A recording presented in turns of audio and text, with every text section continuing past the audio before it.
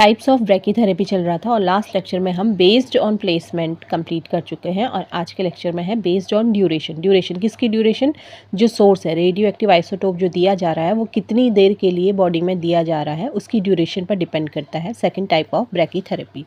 तो based on duration of radiation exposure, dose rate and time of application. किसका dose rate? Radioactive isotope का dose rate and time of application कितनी देर के लिए।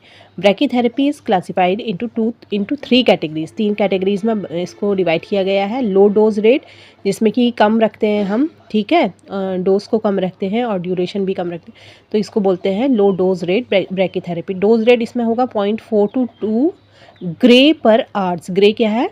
Radio activity की एक यूनिट है, तो 0.4 से 2 ग्रे पर आवर्स रखते हैं। इसकी ड्यूरेशन क्या होती है? Treatment last for 1 to 7 days continuously.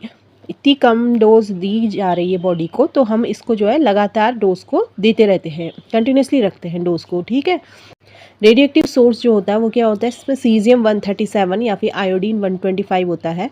Remain in implanted for long periods, तो ये बॉडी के अंदर ही रहता है इतनी देर तक के लिए। Often used for cervical, prostate and head and neck cancer, तो इन जगहों के लिए ये यूज़ होता है। नंबर सेकंड है हाई डोज रेट। अब इसमें क्या होगा कि डोज को हम बढ़ा देंगे, ठीक है, डोज को बढ़ा देंगे तो ड्यूरेशन भी हम क्या करेंगे? बीच में बढ़ाएंगे। तो high dose rate brachytherapy, dose rate क्या है? More than 12 gray R per hour. 1 घंटे में हम लगभग 12 ग्रे के लगभग उसको जो है रेडिएशन की डोज देंगे। हाई डोज रेट ब्रैकीथेरेपी की जो ड्यूरेशन है short session of a few minutes पर फ्रैक्शन, ठीक है, कुछ मिनट के लिए दिया जाएगा, छोटे छोटे फ्रैक्शंस में डिवाइड किया गया है, सेपरेटेड मल्टीपल टाइम्स। और जबकि लो डोज रेट में क्या था? ट्रीटमेंट को कंटिन्यूसली दिया जा रहा था 1 to 7 डेज़ के लिए, जबकि यहाँ पर क्या छोटे छोटे सेशंस में डिवाइड किया गया है। रेडियो एक्टिव सोर्सेस में है इरिडियम 192, ये ध्यान देने वाली बात है कि लो डोज रेट में जो रेडियो एक्टिव सोर्स है वो सीजियम 137, आयोडीन 125 देखने को मिल रहा है, जबकि हाई डोज रेट में रेडियो एक्टिव सोर्स है iridium 192 is commonly used.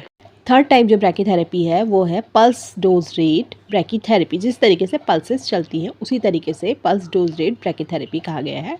It is modern technique of brachytherapy developed to combine the radio biological advantages of LDR with the technical and safety advantages of HDR। तो LDR में क्या होता था?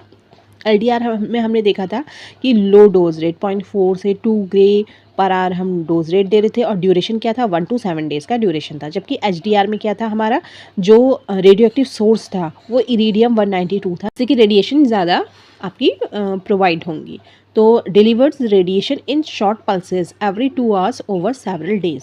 तो pulses की तरह होती है, जैसे 2 आवर्स में हम लोग रेडिएशन की डोज देते हैं, फिर उसके बाद इस तरीके से हर 2 घंटे में हम लोग रेडिएशन की डोज देंगे, कई दिन के लिए देंगे, ठीक है।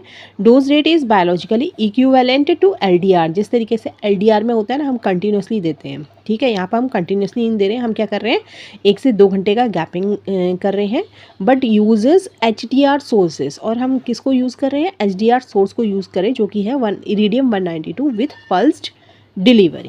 क्वेश्चन उठता है कि सीजियम 137 को हमने LDR माना है, ठीक है, जबकि इरिडियम 192 को हमने HDR माना है, ठीक है। पहली चीज़ तो ये देखो कि सीजियम का जो एटॉमिक नंबर है वो कम है और इरिडियम का ज़्यादा है, ठीक है, एक डिफरेंस ये है। दूसरा ये है कि सीजियम का जो हाफ़ लाइफ होती है, सीजियम की हाफ़ लाइफ काफ़ी ज़्यादा है, लगभग 30 साल के आसपास है, ठीक है, 30 ईयर्स, जबकि इरिडियम की 74 डेज़ के आसपास है जो हाफ़ लाइफ है, ठीक है। अब ये हाफ़ लाइफ से क्या होगा कि सीजियम धीरे धीरे रिलीज़ करेगा अपनी एनर्जी को, ठीक है, धीरे धीरे रिलीज़ करेगा, इसलिए इसको हम किस में लेते हैं? लो डोज रेट में, कि धीरे धीरे जो है इसकी एनर्जी रिलीज़ हो रही है, स्लोली। जबकि इरिडियम 92 इसका हाफ़ लाइफ क्या है? 74 है, तो ये काफ़ी तेज़ी से, ठीक है, फास्ट जो है ये अपनी एनर्जी प्रोवाइड करेगा। इसकी एनर्जी जो इंटेंसिटी होगी वो बहुत ज़्यादा होगी, जो इसमें से गामा रेज निकलेंगी या बीटा पार्टिकल्स निकलेंगे, उनकी इंटेंसिटी क्या होगी? काफ़ी ज़्यादा होगी, इसलिए इरिडियम को HDR में इंक्लूड किया गया है।